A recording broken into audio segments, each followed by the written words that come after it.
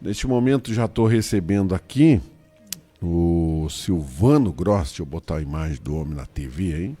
Silvano Gross, biólogo, participa todas as quintas-feiras conosco aqui do nosso programa, né? Sempre com informações voltadas ao pessoal aí, que principalmente aí as pessoas, os proprietários, né? Aquele pessoal aí da agricultura, quer saber alguma coisa, alguma informação aí. O Silvano está sempre trazendo alguma coisa bem importante aí. Então eu já vou dar o bom dia, Silvano, bem-vindo. E bom dia, Rato. Bom dia, que nós vamos falar hoje, hein? Já estou sentindo o cheirinho do café aqui. O Silvano, a primeira coisa chega, primeira coisa pega o cafezinho dele é bom, e né? É café pro louco, né? É sem açúcar, sem açúcar. Porque ele tem uma explicação. Claro, o biólogo sempre tem uma explicação, né? Diz que para te sentir o aroma e o sabor de um café, principalmente desse aqui, que o café ele tá ali dentro da máquina em grão, né? Em grãos. Então a máquina ela faz a moagem na hora e já sai o café em perfeitas condições. Aí o cara tem que tomar um café mesmo sem açúcar, né? Bom dia. Aproveitar o melhor. Bom dia, Rato, os ouvintes que nos acompanham. Então, trazendo sempre aqui as informações, trazendo algumas questões sobre sustentabilidade para o produtor rural, especialmente, mas para toda a nossa sociedade. Então, não há outro assunto a se falar nesse momento que não a questão das mudanças climáticas, né? A situação que nós vivemos não tinha como eu não trazer esse assunto para a pauta. Nós temos que pensar e com certeza nos grupos de WhatsApp, nas rodas de conversa, onde quer que estejamos, o assunto do momento é com certeza a questão da mudança climática e especialmente agora a questão dessa série de ciclones extratropicais que atingiram o nosso estado. Muitas cidades aí enfrentando cheias históricas, enfrentando desastres que nós não gostaríamos nem de mencionar, nem de lembrar. Pois mas eu até vou te interromper já te perguntando o que está acontecendo aí que nós nunca tivemos estes fenômenos e nós estamos tendo com muita frequência. Isso já me assusta o seguinte, porque é o terceiro ou é o quarto ciclone extratropical que atinge a nossa região aqui no inverno. Então, eu já estou preocupado para o inverno que vem. Eu acho que nós já temos que já nos preparar, né? O tempo não está louco, né? A gente diz, o tempo está louco. Não, para uma roda de conversa, vale, mas para quem está se programando, para quem está estudando isso, para quem está se planejando, e eu tenho insistido sempre nas minhas falas aqui, na necessidade de planejamento, de organização, na necessidade de profissionalização também do homem do campo, da pessoa que está por trás dessa empresa rural. Então nós temos que pensar o que realmente está trazendo isso, né? E junto com isso a gente tem que pensar o seguinte: para trás nós pensamos para planejar sempre o que aconteceu para trás, o que vem trazendo isso. Então, a primeira coisa, antes de pensar na série agora, uma sequência de 4 ciclones extratropicais que nos atingiram em maior ou menor proporção, é lembrar do último verão. O último verão foi extremamente seco. Nós tivemos uma seca aí que há muito não atingia. O meu sogro tem propriedade no Alto dos Órfãos, ali próximo da Capelinha Santo Antônio, e eu não lembro de ver a barragem dos Órfãos tão seca como teve esse verão. Então, assim, são coisas que a gente estava enfrentando uma seca enorme e agora essa enchente, em muitos casos, aí uma precipitação pluviométrica muito grande. Primeira coisa que a gente tem que pensar, a gente já estava sabendo que o ano passado, que esse ano nós enfrentaríamos o fenômeno chamado Laninha. E esse fenômeno, ele tem como causa o resfriamento do mar, então das águas do Pacífico. Nós estamos falando ali, quando a gente visualiza o mapa à esquerda do Chile, da Cordilheira dos Andes. Então, todas aquelas águas elas são resfriadas. Isso faz com que a temperatura diminua, em média, abaixo de 0,5 grau. E isso já é suficiente para resfriar o ar a ponto de, no verão, causar extrema seca e, no inverno, causar chuvas intensas. Isso, juntamente com o fenômeno de aquecimento do Atlântico que nós tivemos, esse choque de temperaturas, ele vem causando estes ciclones.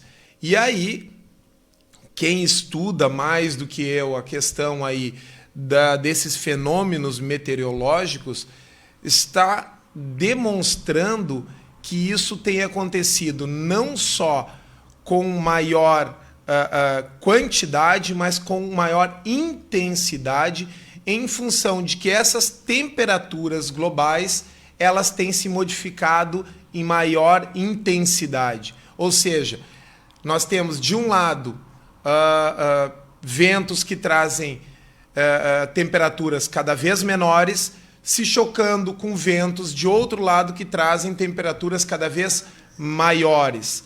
E essas diferenças de temperatura têm causado isso que para nós não era costume.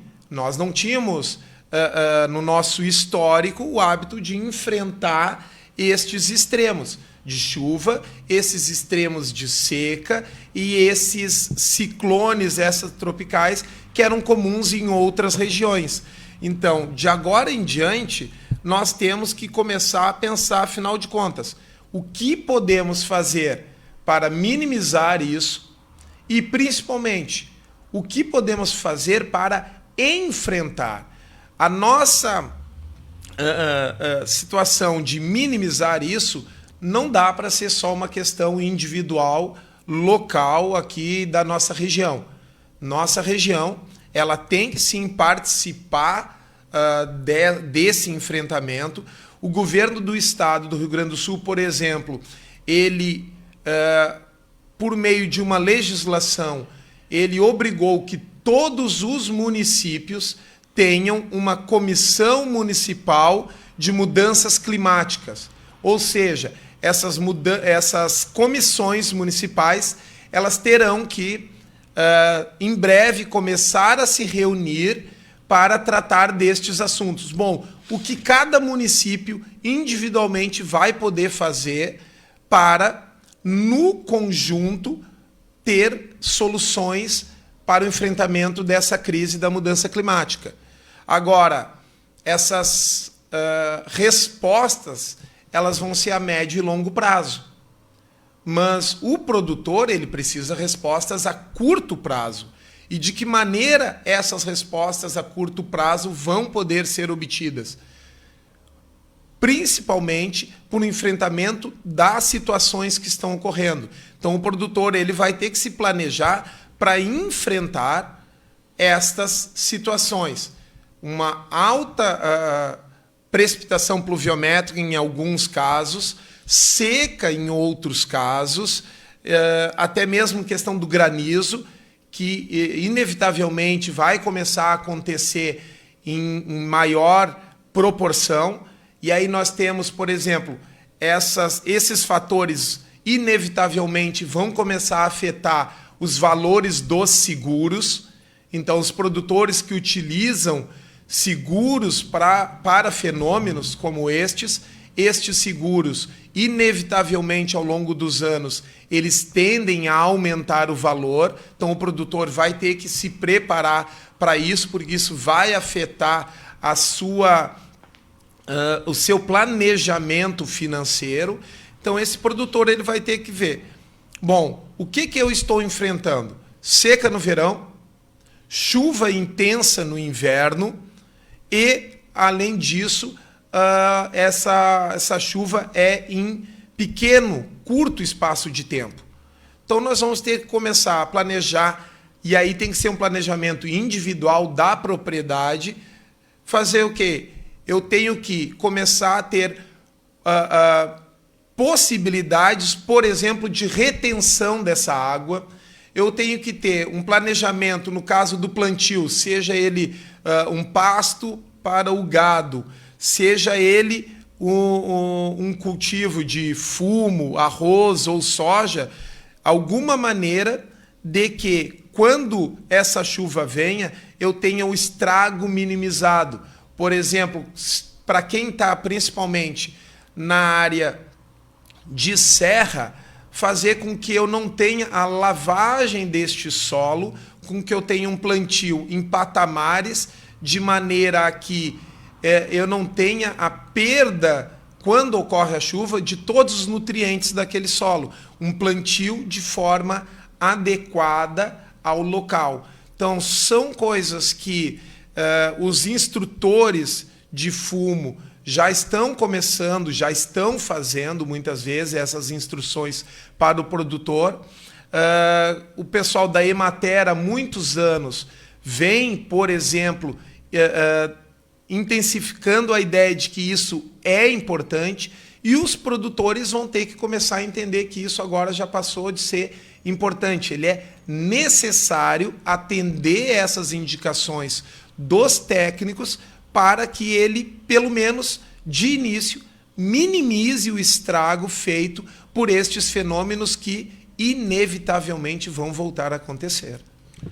Sabe que é tão interessante isso porque às vezes as pessoas não têm o conhecimento técnico, né, do que ocasiona isso, né? Mas é tão estranho, né, e tu há de concordar comigo, porque nós não tínhamos tantos fenômenos em praticamente pouco tempo de espaço, né? Sim. E isso Antes a gente tinha um a cada 3, 4, 5 anos, quando tínhamos. Agora nós tivemos 4 na sequência aí numa única temporada. Período de 3 a 4 meses, né? Então isso é assustador, porque provavelmente nós temos já, sim, e até um recado aí importante, nós temos sim que já nos precaver para... É um cuidado, né? Porque nós vamos nos precaver eu acho que é dia 22, hoje é dia 14. Então faltam aí 6 dias para terminar o inverno, né? Então vai chegar a primavera, mas nós já temos que nos precaver então para o ano que vem, porque a gente não sabe. E outra coisa, né?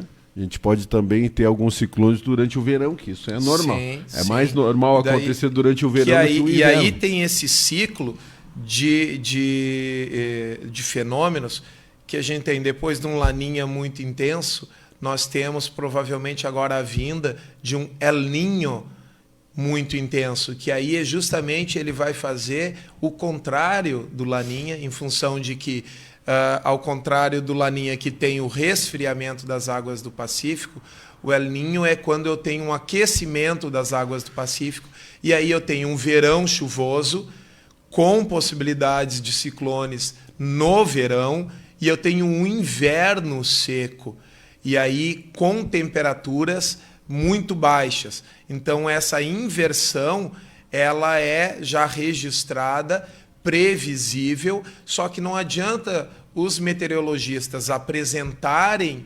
essas possibilidades, estas previsões, se nós não começarmos a nos preocupar em prever ações para isso. Por exemplo, nós não temos mais essa chuva bem distribuída ao longo do ano. Então nós precisamos nos precaver com açudes de retenção destas águas nas propriedades. Isso não vai ser, de modo algum, perder espaço de produção, mas vai ser ganhar recursos, ganhar condições de evitar problemas futuros. Então, tu tirando uma área da tua propriedade para ter açudes, e aí nós estamos falando mais do que grandes açudes na área, em pequena quantidade, vários açudes